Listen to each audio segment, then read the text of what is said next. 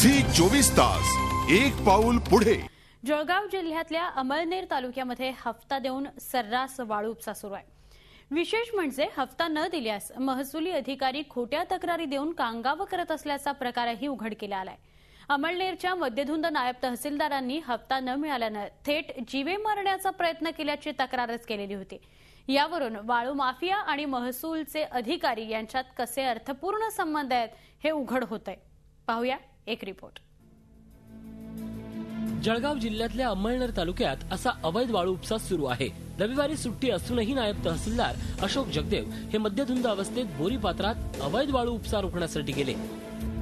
त्यावेळी तिथे जाऊन त्यांनी प्रत्येकी 1000 रुपये घेऊन 2 ट्रक सोडून दिले। एका छोट्या वाहन चालकाकडूनही त्यांनी पैशाची मागणी केली, पण या वाहन चालकानं पैसे देण्यास असमर्थता दाखवल्यानं जगदेव यांनी उलट्या बोंबा सुरू केल्याचा आरोप या वाहन चालकाने केलाय।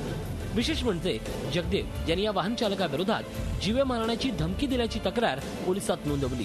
त्यांना मध्यधुंद अवस्थेत पाहून पोलिसांनी त्यांची वैद्यकीय चाचणी घेण्याचा निर्णय घेतला, पण सरकारी रुग्णालयात गेल्यानंतर पितळ उघडं पडण्याच्या भीतीनं नायब तहसीलदारांनी तिथून पळ काढला। खळेश्वर मंदिराकडे बोर नदी पात्रातून रेती अवैध उत्खनन होते। त्या ठिकाणी पाणी करायला गेलो असताना त्या ठिकाणी मला 2-3 रिक्षा ऑटो रिक्षा माल वाहतुकीच्या त्या सापडल्या। ऑटो चालक होते, त्यांनी मला रिक्षामध्ये बसून मला जाळण्याचा प्रयत्न केला। ते रिक्षा सुद्धा जाळण्याचा प्रयत्न केला आहे। माझ्या पुढे 4 टेम्पो अगोदर गेले,